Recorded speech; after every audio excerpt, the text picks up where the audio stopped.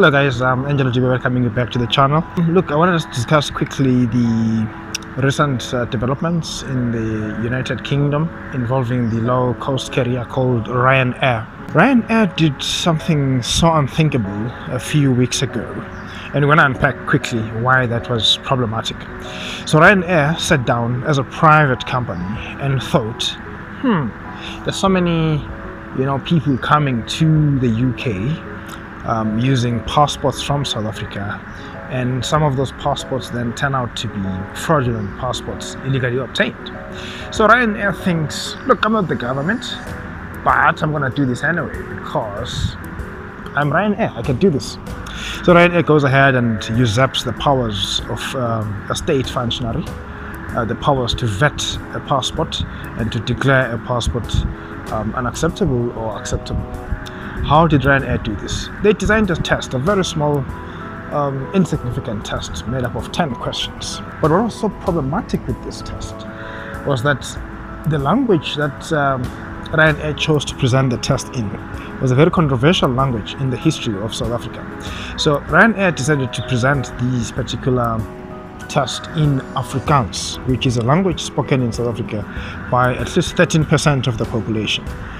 That means it's not a language that is spoken by the largest population here, but the minority of the population speaks that particular language. But why is it problematic? Why is it problematic? Number one, the determination of whether someone is traveling on proper documents, lies with the state. In this case, that would have been the government in either the UK or the Irish authorities would have been the ones that have the power, the constitutional power and the legal power to actually determine whether one is using a properly obtained document and therefore deny them entry into that territory, not for a private company, a low-cost airline, to actually arrogate those powers to itself. But Ryanair did. It chose a language which is capable of polarizing issues, especially in the South African context. Why so? Because under the previous government, before South Africa obtained its independence, that is under the apartheid government, the government that was,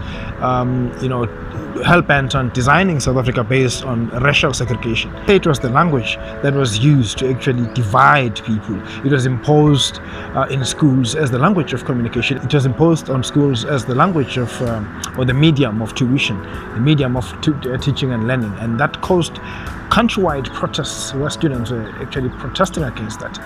But the bottom line is, is a very, very controversial it's a very controversial language that Ryanair should not have adopted, given the history of South Africa. Number two, South Africa has 11 official languages, including the Afrikaans language.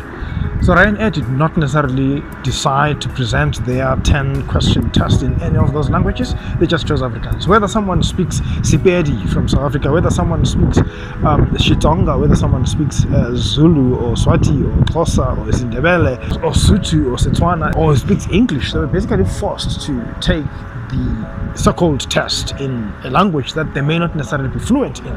That meant that Ryanair overlooked the sensitivity of the linguistic sensitivity of its actions in the South African context. The passenger, I'm going to play his clip here, who actually was subjected, as a person of color, he was subjected to this profiling by Ryanair, and when he protested, he was told, it's your language, and it wasn't his language, he's not an Afrikaans speaker.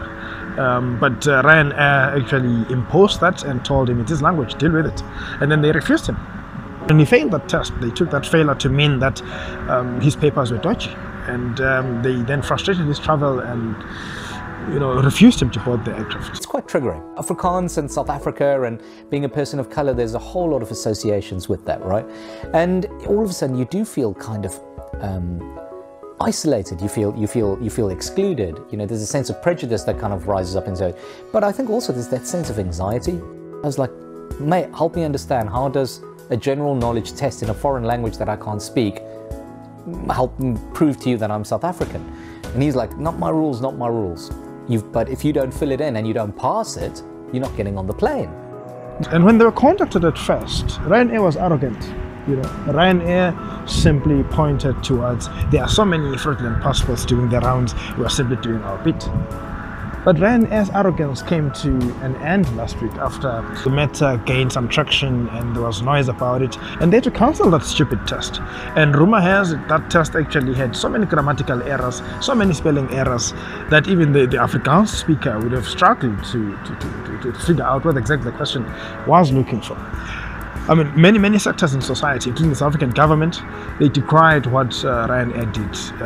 The Irish authorities also indicated that it wasn't their doing. It was a private player in the market deciding to impose an unlawful racial profiling of that nature. What also transpired during this whole hula baloo was that airlines do have access to a government database. That's what the South African government said. That airlines can, when they suspect documents that the person is traveling on, they can get online onto a government database, that is provided by the South African government to verify those documents. So in essence, Ryanair did not have to make that stupid test, but Ryanair did, because Ryanair was arrogant. We can only celebrate the fact that Ryanair's arrogance has come to an end now. They've seen the light, they've come to their senses. Even the South African Afrikaans Language Board decried the actions of Ryanair because it was concerned that those actions actually do more harm to the advancement of Afrikaans as a language than Ryanair would actually think. Because it's a polarizing, it has a polarizing history, and if it is used carelessly, as Ryanair did, it runs the risk of frustrating any efforts by the speakers of that language to actually advance it and to make it acceptable as a language of communication. My name is Angelo Jive, and I hope you enjoyed that brief breakdown of the Ryanair saga. Right, catch me next time on this channel. Cheers.